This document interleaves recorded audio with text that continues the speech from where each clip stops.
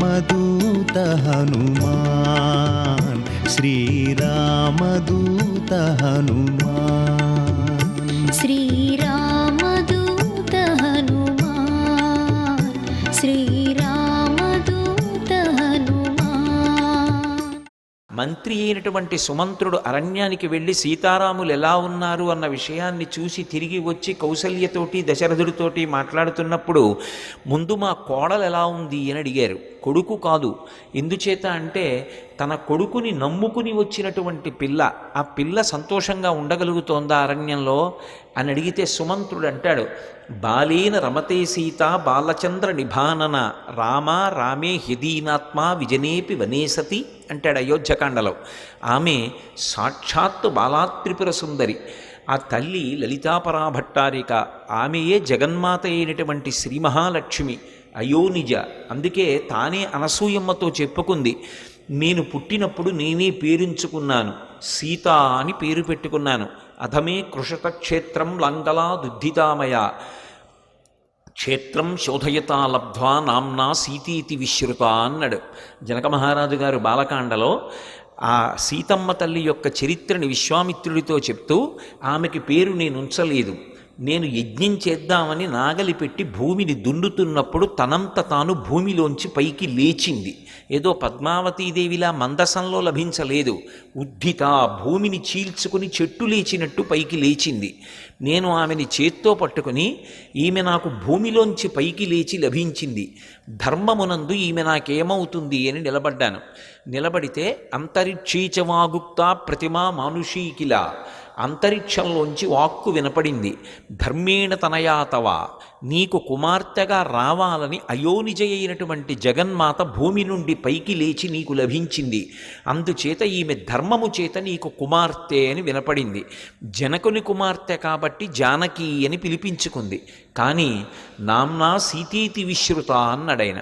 నేను ఉంచలేదు, భూమిని చీల్చుకుని నాగేటి చాలు తగిలి పైకొచ్చింది కాబట్టి సీత అన్న పేరుతో ఆమె వర్ధిల్లింది అన్నాడు.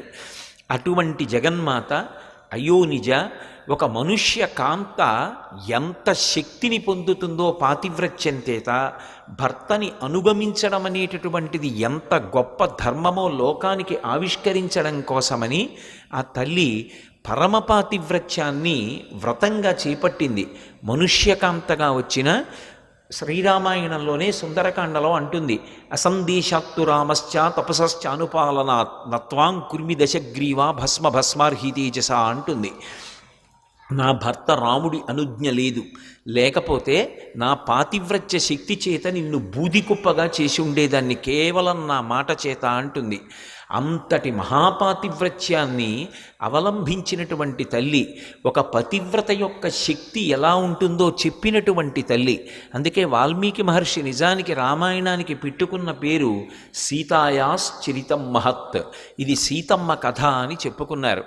అంతటి సుగుణముల రాశి అయినటువంటి సీతమ్మ యొక్క వైభవాన్ని ఆవిష్కరించినటువంటి కాండ కాబట్టి ఆ తల్లి పాతివ్రత్యం ఎంత గొప్పదో నిరూపించుకుంది సుందరకాండలో. సుందరకాండ గొప్పతనం ఏమిటంటే, ఒక వ్యక్తి గొప్పతనాన్ని వేరొకరు చెప్పరు, ఎవరి గొప్పతనాన్ని వాళ్ళు నిరూపించుకుంటారు.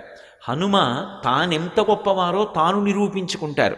రామ కథ ఎంత గొప్పదో 1కి 10 మార్లు చెప్పబడి రామ కథ గమనం యొక్క విశేషాన్ని సుందరకాండ నిరూపిస్తుంది. సీతమ్మ తన పాతివ్రత్యం ఎంతటిదో, హనుమ తోకకి నిప్పు పెట్టబడినప్పుడు ఒక్కసారి ఆ తల్లి ప్రతిజ్ఞ చేస్తే వెంటనే అగ్నిహోత్రం కూడా వెన్నముద్దలా అయిపోయింది. తన పాతివ్రత్య ప్రభావాన్ని ఆవిడ నిరూపించుకుంది. ఇలా ఎవరికి వారు తమ వైభవాన్ని నిరూపించుకున్నారు. సీతమ్మ తల్లి యొక్క గొప్పతనం ఆవిష్కరింపబడిన కాండ కాబట్టి అది సుందరకాండ. కాబట్టి సుందరే సుందరో రామ, సుందరే సుందరీ కథ, సుందరే సుందరీ సీత. సీతమ్మ లాంటి సౌందర్యవతి లోకంలో ఎక్కడుంటుంది? కాబట్టి సుందరే సుందరీ సీత. అయితే ఆశ్చర్యకరమైన విషయం ఏమిటంటే, అసలు సుందరకాండ రసాభాస.